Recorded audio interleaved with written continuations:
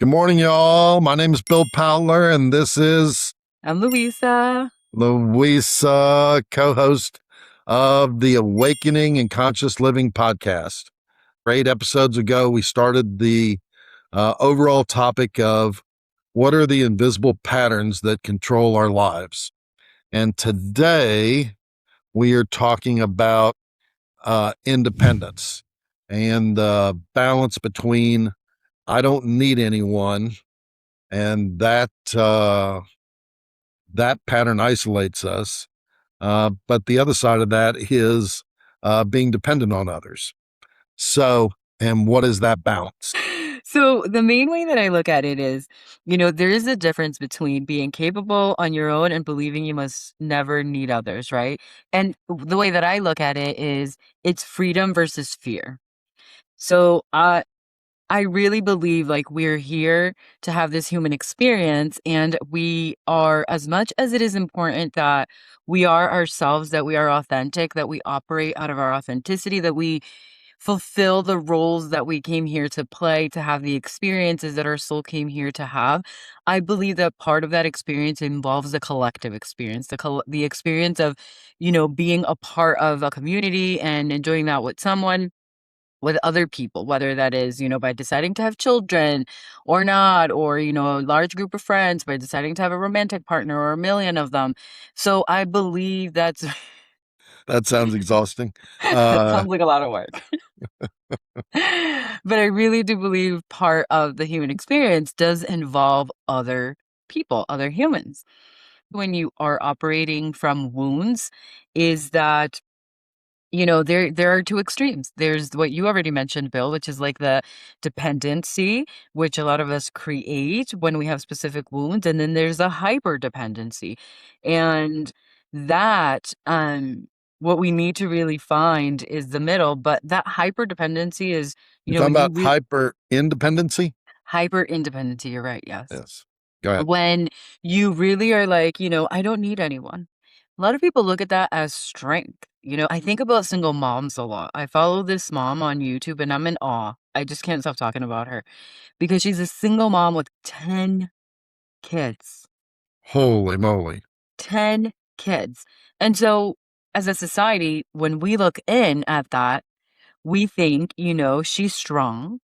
She has a level of confidence in herself and in her earning ability for sure to have had that many kids and be able to sustain that, and how independent she is. Society will tell us in all convention that, by all means, we look at a woman, a person like that, and we're like, you know, that independence that makes her strong. She's a strong woman for being a single mom, raising 10 kids full time on her own. Yeah. Huge. But I think that sometimes, a lot of times that's not really freedom. I think a lot of times what happens is if you don't have a support system that makes you feel like you can go to them, what happens is we get to a point where it's like we protect ourselves. So, for example, could she have learned that she needs to do everything on her own? Sometimes that protective cover is really just when we have asked for help and people disappoint us, or even when we haven't asked for help and just sort of never received it. One thing that really makes me think about what forms this invisible habit is, for myself, haven't been in a relationship where I felt like I was falling apart. I really felt like I was falling apart. And like I lived with this person who just did not see it. That broke me. That was one of the first things that broke me in that relationship and that broke that bond. And so that's kind of part of that, because in that moment, what you do is you create this idea of, I can't trust, I can't depend on that person because you felt either abandonment, you felt disappointment, you felt betrayal, whatever it was that feels like. And a lot of times I think about the oldest daughter in like the Latino family. I don't know if you've ever heard this. This is like a whole thing, Okay. like the oldest daughter syndrome. And it comes a lot with, I am the dependable one. I am the strong one. I am the one who figures everything out, and that I am the one who everyone asks for help. That is oh my God, that is an identity that we have picked up. As the oldest Latino daughter in a first generation, me being the first generation American to grow up in this country, you have to own that. You sometimes are the only person in your family who can understand enough English to get y'all by. Yeah, And therefore, that becomes an identity. That independence then becomes an identity. And people praise that. I grew up being praised for that, being praised for being the one at all of the real estate signings for all of my family and translating. And I did not know what the heck was going on whatsoever. But you own that. You own that, and it becomes an identity. You grew up with that. What happens is, then once you become that identity, once that becomes a part of who you are, everyone expects you to show up that way. And so you start showing up that way, which then means for a lot of us, it translates into, well, that also means that I can't ask for help because I am the person that people come to help for. yeah. I mean, I can, as you're telling that story, I really feel like I've got a good balance between dependence and independence and what I would call interdependence. But as you're telling that story, I don't trust a lot of people with my inner, I don't know, my inner life. Um, and I think that that's okay. I don't think you should trust everybody with the inner life, but I don't share with people unless I feel like they really want to hear me, which Mhm. sometimes they probably do want to hear me, but I'm still reluctant to talk. And that causes an imbalance in a Mm. relationship. Um, some of us are more secretive and we don't want everybody up in our business, which is definitely me. Uh, and I love being independent per se. Um, but sometimes it costs emotional closeness, Yeah. Intimacy. intimacy. That's Yeah. it, exactly right. Yeah. So, um, and I'm going to kind of wander in today here a little bit. Uh, but you started off with coming into this world and the need for uh, dependency drives a lot of the experience that we get here, right? I mean, learning how to love, we have to be interdependent with people. And just even as a baby, we come in and we're completely dependent on our parents. So you learn that dependency and all of society. I mean, we're dependent that people aren't going to cross the yellow line and hit us in our cars, right? I do love that concept of why, at least I think it's the concept of why we don't have more accidents. It's because we don't want anybody to hit us as much as we don't want to hit anybody else, right? Um, but we come independent, and as teenagers, we explode out of the family. We become independent. We have to break some of the rules and figure out what our world is. And then this healthy last spot or middle spot is interdependence, where we can Mhm. choose dependence at different times, but also choose independence. Yeah. And how do you know that? How do you know what healthy dependence looks like, that middle ground, that in healthy interdependence? One of the things that you said, I believe, yeah, in one of our podcasts was that I think you said this in a podcast was whenever you're careful about getting gifts because you always feel like there are strings attached. So, I mean, maybe we could start with with that example because I never really thought about it very much like that. But then when you said that, I looked back and I realized that lots of gifts come with strings. Yeah. But I don't think all gifts come with strings. Yeah. And I agree. so, where's that balance? I think the balance is in, I think, trusting. Well, I think you have to use your discernment first and foremost. When who you allow to believe that they have the right to give you a gift, if we're using this example. I am very straightforward about the gift thing. So if I go out to dinner, it's actually been really awkward, especially lately because I spring it on people really early on. Um, but, that first part of allowing or just like letting people know, inform people about whether or not they can feel like they can give you a gift. I usually start out like if our first encounter is like dinner or something, I will say, you can cover this one if they're adamant about it, but I will cover the next one or there will be no further dinners. Does that make sense? Like, That's a pretty serious line in the sand. I know, and it's cost me some relationships, but I'm okay with that. I'm okay with that because the relationship, that friendship hadn't been established to a point where I felt comfortable to know where that intention was coming from. I didn't know with certainty with that new friendship that she was, okay paying for our bill just because she wanted to pay for our bill because we were having brunch as friends. I didn't know if there was gonna be more attached to that, and I did not feel comfortable. So that was me using my discernment. Energetically, I did not feel like there was clarity as to what the intention was coming from her. So I did not allow future brunches to be paid for solely by her. And we got to that meeting point, that interdependence. That result was, we will each pay for our own meal at every time we meet. And now I'm excited to meet. I'll meet her anytime. I'll have brunch anytime now. I don't have to worry about whether there's something attached to that. I know that I'm there with my good intention. And if she's coming to spend her own money and, sit with me and choosing to give me that time, then I trust that she's doing that because it brings her some sort of joy or whatever it is for her. Right? I think a lot of it has to do with the intention. The gifts and the expectations of what's tied to gifts, that's a wound. That's definitely a wound. And it stems for me from a financial wound from having grown up with the expectation that anything that was given to me, I was expected to pay it back, and not in how I chose to pay it back, but in however the other person thought that I should pay it back.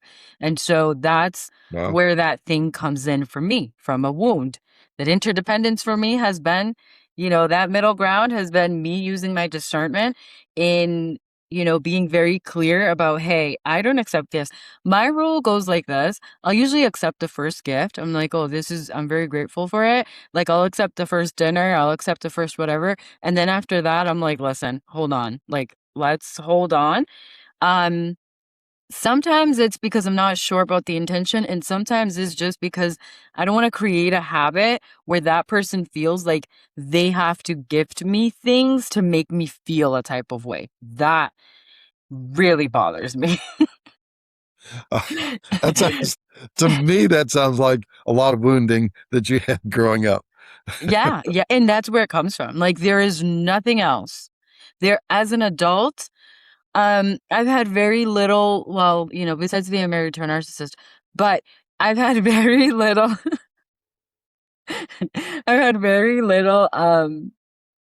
few relationships where that has been the situation outside of my childhood and then that relationship, because that was a very, healing relationship. It was meant to transpire the way that it did so that I could see and notice those patterns from childhood. But that all stems from childhood wounds. It does 100%. Yeah, that's interesting. So, you and I have never met in person. Uh, but I guess before we have our first meal together, we're gonna have to get some type of contract.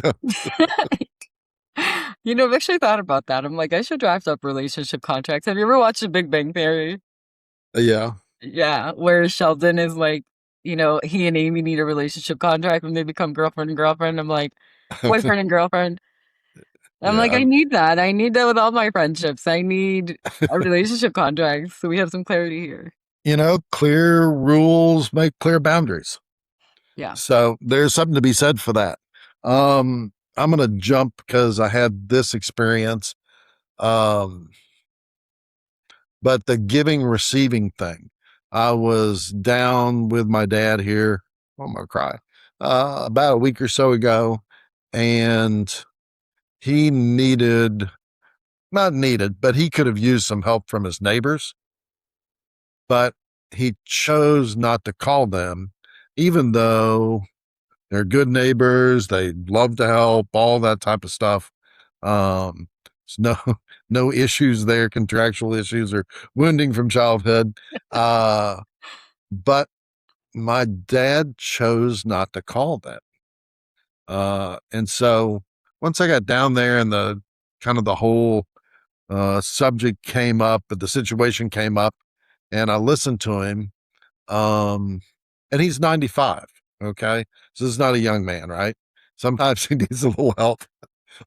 All of us need a little help, but sometimes he needs a little more physical in the help in the physical world because he lives alone. But I'm going to say here, uh, he has always been very controlling, also, Mm. and so I think that he controls uh, situations. And so asking for help makes him feel out of control at Mm. some level. And so after this kind of all happened and him and I discussed it, I just went down the concept. I said, Dad, you know that there's two sides to giving and receiving. I said, uh, you give a lot. I said, but you don't receive a lot. And I didn't talk about the control thing with him, but I did say, in this world, there has to be a receiver to be a giver, and there has to be a giver, uh, has to have a receiver. And I said, people like to give. And so when you don't receive, people can't give to you, and vice versa.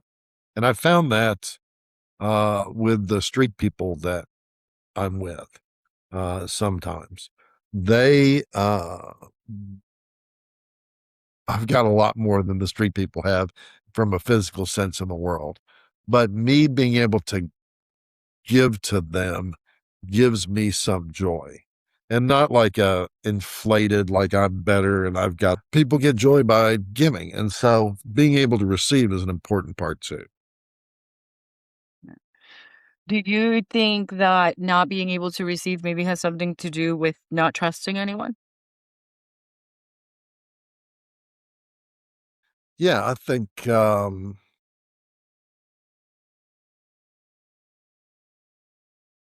my quick answer is yes. Yeah. Do you think that's all related to wounds? Mm, for me, um, I think some of it's related to wounds, but I also believe that some of us choose to play, our personalities are more independent driven, and some of our personalities are more dependent driven. And it's that balance in the world that allows for both those things to happen. Yeah, I agree. I think I mentioned this earlier, but I think this is a good spot to mention it again is it's really like using your discernment, like what aligns with you, what feels right for you. And understanding what that means, right? There are people, I have to be honest, there are people in my life that I hope to get to a place to where I can just accept all of their gifts and I don't have to question the intention. That is like a goal. I want to get there. Um, so you kind of using your discernment as to who and understanding whether that need or that, identity of being someone who receives or gives or depends more on what that comes with and whether you're okay with it. There are people who are totally like I know women who want to live on gifts. Like they will accept any Yeah. gift that you give them, you know? Like I Yes. know plenty of those. So it's just a matter of choice. of what aligns with you. Um, and I will also say this, one of the biggest things, one of the biggest reasons this wound, this pattern that kind of plays out in the back of our lives, and if you're not aware of it, can sort of take from your life, I think is because it really prevents other people from really getting to know you, right? Like, I draw a wall immediately. Like, the moment somebody's like, I'm gonna give, give, give, there's a wall. I drop that shit down so fast that we both don't even see it coming. And what it does, what it does that I'm fully aware of is it draws a line in terms of the growth of that relationship. For me, I don't wanna say like, but I'm okay with that because I'm no longer interested in being in relationships with people who are not willing to put in the work. So that's a clear line right there. If we can't even, for example, have a conversation about it and you're like, "Oh, I'm offended," or whatever the heck it is you feel, like, if you're not willing to come to me and be like, "That boundary that you just set right at the beginning made me feel some type of way," if we can't get past that, then there's nothing that then we don't need to there's nothing we need to get past. We don't need to talk about anything else. You know what I mean? So, you know, being able to allow people to truly know you, that pattern when it sits in the background and you're not really realizing that it's there and you're not aware of it, it will prevent you from growth in your relationships. And if that's what you're seeking, if you want growth beyond that, then, you are not getting that part of the human experience that your soul came here to have. But if you've drawn it with, understanding the way that I do, I am aware of what it may do. I want it to do that. So you kind of have to decide, is doing alone and everything alone and preventing people from truly knowing you, beyond that boundary, is that something you're okay with? Or is that something that is really not something you're okay with, that you want the opposite? Because then that begs the question of, how do I change this, And you have to really ask yourself, is it possible to be surrounded by people and, still remain like so emotionally hidden and so alone in essence, which is what tends to happen in relationships is when you draw that wall and when you are like hyper independent, then, are you really allowing someone to know you and therefore be there for you and therefore walk through life with you and therefore, kind of emotionally, um, just be aware of who you are beyond just, the high level version of who you appear to be. Um, and when you're struggling, then that means that, do people actually know? One of the things I mentioned earlier that I really felt alone in a relationship because I felt like I was struggling, I felt like I was drowning and somebody else didn't notice. Like in retrospect, I realized is because nobody would have known. Nobody would have known that I was struggling. Right. I always just showed up. I made shit happen. I was strong. You know what I mean? So who would have known? I hadn't opened that door for anyone to be aware that I was struggling emotionally because I never struggled emotionally. I always got it. I always had me. Um, and then, are you allowing people to love you for who you are? Are you allowing people to see you in your full authentic self? That's something that you have to really ask yourself when you choose hyper independence, when you choose to let that pattern sort of run in the back of your life and you're not fully aware of it. Hmm. Um, you know, I've got a lot of stuff running through my head. I don't know that I'm going to be able to get it all out, but I mean, there's a difference between loneliness and choosing to be alone. Yes. Um, loneliness is you don't have people to go to per se. Choosing to be independent and be alone, that means at some level you've gotten really comfortable with your inner spirit. Mhm. Um, and I think that that's important. Uh, and what I, this is, I don't know, this might not sound beautiful. What I find is very few people can really listen at a mature depth. Mm. And so I personally choose not to share a lot of depth with a lot of people, but a lot of people share stuff with me. Um, and I'm okay with that most of the time, you know. but I do control who I share with, because who I share with is at a deep level, is intimate, and I don't think my intimate thoughts need to be out there. Don't throw your pearls to swine type of thing. Yeah. So I think you have to choose, right? You have to choose, what your level of aloneness is, what your level of loneliness is, and what you want to share with the world and what the world's not ready to hear. Yeah. I agree with that. And I would just implore like the listener, the viewer to really consider and be aware that you can feel lonely with other people around. Yes, absolutely agree. Yeah. I experienced that most of my life. And that is something that should make you kind of open your eyes as to what pattern is running in the back of your life that you may not be aware of. Because, what one of the things that I have found is that the people who are really okay with being alone, and I've not met many of them. I will tell you that. There are very few. I could probably count on one hand the number of people I've met in my life who are okay with being alone. Not necessarily lonely because I'm very alone, but not like lonely. Um,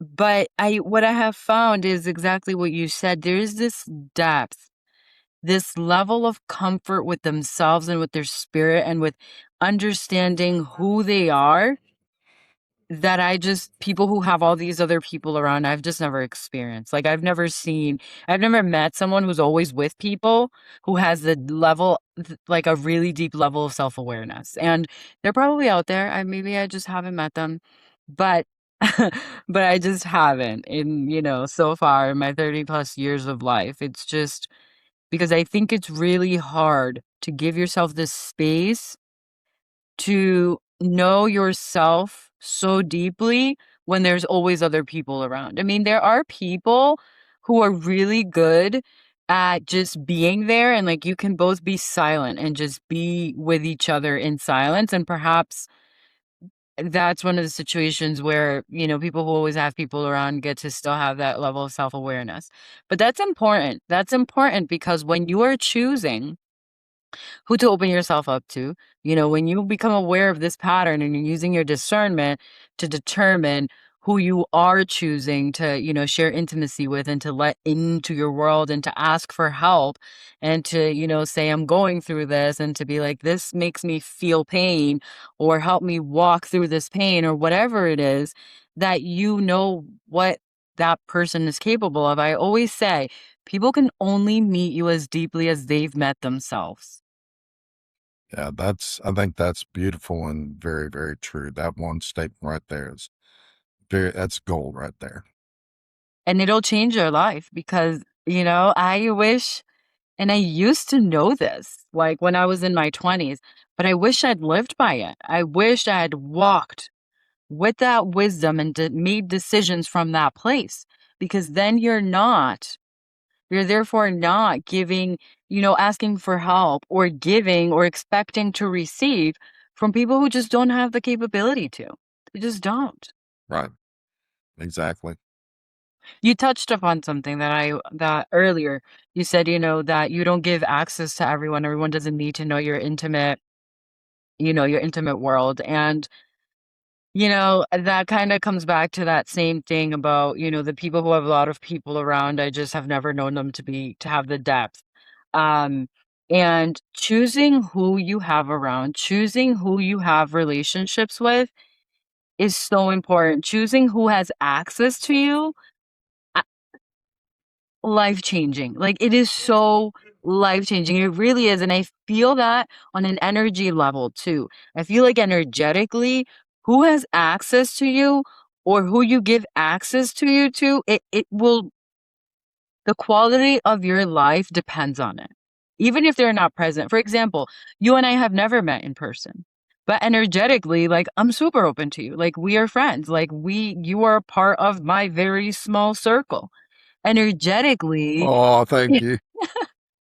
I'm sure you already knew that. I probably have told you before. But energetically, like if I had let someone else in who I did not feel alignment with energetically, or who did not have like the good soul intentions that you do, that affects my life, right? Like when we text, the quality of your text, what we're texting about, you know what I mean? The expectations in terms of when I respond or don't I respond, all of those things, they impact your life. And so if you have this pattern that's lingering in the background about, this belief that, either you're really hyper independent or hyper dependent, then it really matters because how you flow through that day to day based on that energy that you have opened yourself up to and therefore is a part of your energetic affects, I don't want to say it's a part, but affects your own energetic field, then what does that mean? How is it affecting it? So I think that being vulnerable does not mean give everyone access to you. It also means that everyone in your life does not get the same level of access. My coworkers don't have the same level of access to me. Am I vulnerable with them in some ways? Of course, because if I need help in some ways, they're going to know that I didn't know this and I have to open up in that way. But are they going to know that, like, emotionally, I feel like I'm drowning, that emotionally, I feel like I don't want to be here or something? They're not going to know that. That's a different level of Right. openness, of vulnerability that you have. And it can be hard. I don't know if this was just my own experience, but when I realized that, like when I accepted that everyone in my life I could not give access to or the same level of access to, and I could not be vulnerable in the same ways, that was a pretty heart wrenching realization for me, just because I always thought, and I was a giver. I don't consider myself to be a giver anymore, but I have been most of my life. Sorry, I missed that part of your your I know, of life. my life. You did miss it. I was a total giver. I would give you the shirt off my back and stay without one. Like I was just, that's who I was. And when I realized that that just wasn't serving me and that's just not fundamentally where I'm at right now, it was really painful for me because I've always had this idea that if you do good, if you put good out into the world, then you get good back. And that's true. I do believe, right? Like energetically to a certain extent, but you have to really see again, like you can't just, it's not everybody. People can only meet you as deep as where they are. And therefore, if they don't have the capability, it doesn't matter how much you give or how you give. They don't Right. have the capability of giving that back to you. Agreed. I kind of, when you were sharing that, I had a thought come through that um I think receiving is more vulnerable because expectations. I tell my kids something that I've recently realized about myself in terms of actually giving when I do give um, is that I give people what I want them to have, Yeah. not necessarily what they want or they need. Mm-hmm. Yeah. So I think that when you are receiving, it feels more vulnerable. Um, because what is the other person expecting? What is the reaction? What do they expect you to show? How do they expect you to show gratitude for it? What do they want in return? That wounded part, is do they want something in return? Are you going to be wanting to give in return what they're expecting to receive in return for that, for whatever they're giving you? Whether that's emotional or material. Um, and I think that's why receiving can feel more vulnerable than giving. When you're giving, like for me, giving comes easier because I'm giving you what I want. Like I'm giving you what I want you to have. And I think some people it is different. Like my son focuses a lot on what do they want and like figuring out what they may want and gifting that versus me. I'm like, I want them to have this and I'm so excited to get it for them. And then when they get it, I don't know if they liked it, didn't like it, but I gave it to them because I wanted them to have it and I feel like I did a great job. So why do Um, you want them to have it? so for example, it can be like, I don't know, like my daughter saw some Birkenstocks and she's like, I love those. I've never liked Birkenstocks. And she wasn't saying, I want them. It was just the first pair of Birkenstocks that she saw and thought were cute. Now I want her to have those. Mhm. because I love that I've been trying to get her to pick some Birkenstocks for a while, and I love that she wants a pair of Birkenstocks, so the 3 of us can have, like, similar pairs of Birkenstocks, and now I'm like, I'm gonna get her that. I want her to have that. I don't know if she actually wants to wear them, in practicality and own them, but I want her to have 'em because I want the 3 of us to have matching ones or very similar ones. So Mhm. that's what I mean when I say I give them something that I want them to have. And I give people stuff that I've found useful and helpful in my life. That's what I like to give people. Something Mm, that, will help their day-to-day life. it's interesting. It's so interesting because all of this came up for me when I was talking to my son about it, and he is, like, picking gifts for his girlfriend, and I'm like, "Why is this so hard? What do you want her to have?" And he's like, "It's not about that." And I was like, "What do you mean?" It was like this moment where it was like, "Oh, the way people give is so different, right?" So that's important too. Um, how do you think allowing someone to give to you can deepen a relationship?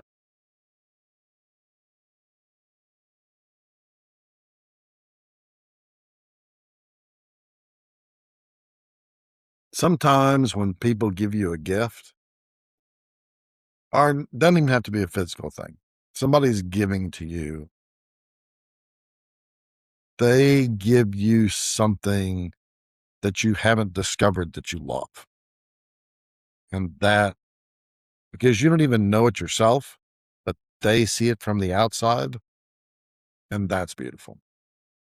Like the way that you give, you're giving people something that you have found helpful in your life, and therefore you hope that it's helpful in their lives too, which is beautiful. It's sort of an extension of your experience you're sharing with that person in hopes that they have a similarly pleasant or helpful experience. Mhm. Yeah. Yeah, that's beautiful. That's really beautiful. And then here's and this is what you came up with. Um, a micro practice in asking for help. So if you're hyper independent and you're like, I don't ask anybody for help, and it's hard to think about, how do I shift that? Now that I'm aware of this pattern sitting in the back of my life and running it, how do I change it? The first thing is that you don't start with the deepest thing. Like, you do not start with, like, don't freaking dive it. No, do not do that. It may leave you feeling way too vulnerable and cause you to sort of step back and just be like, "Oh, no, no, no." It can feel scary. It can feel really scary. So, like everything else, it's really small, specific steps. Um, choose maybe one thing each week that you're going to work on. So some of the examples that you have here, Bill, is, you know, asking someone, would you help me move this? For Yeah. example, a painting. I am horrible at hanging things, but I'm always hanging things and moving shit around my house all the time, but it will never be straight. And if that's you and you want it to be straight, perhaps start with that this week. Asking a friend who has maybe, can look at things and know when they're straight or not, or hang things straightly. Asking a friend to be like, hey, can you come move this for me? Um, or if you're gonna clean behind your fridge instead of, hurting your back this time, ask a friend to come help you move it this week instead. You know what I mean? Oh, 1 second. People clean behind their fridge? Yeah, you pull your fridge out. Like a few times a year, you pull your fridge out and you A few sweep. times a year? I Yeah. haven't cleaned out behind my fridge since I moved here. Oh my God, Bill. Bill, you need me in your life. You need me to come save you. Oh my God. Yes, you move the fridge, you pull it fully out, you dust the back of the fridge itself, you dust the wall, you Oh, bleach the floor you sweep it, bleach the floor behind it, and then you push it back. And you obviously clean the sides too of it. Then you you push should never come and visit me. Uh, it. Oh my God. Oh my God. And you do the same with your stove too. I don't know how you have to do that with your stove, especially with your stove. Because oh, yeah. food. Oh, I Okay. just did that yesterday. Okay. Um, okay. Okay, and then another idea is, would you come with me? I go to concerts alone. I am usually. the only person that is there alone. So maybe in one of those situations, if you're someone like that, asking somebody to come with you to a concert, be like, hey, I'm going to this concert. Would you like to come with me? There has to be no strings attached. You don't have to marry this person.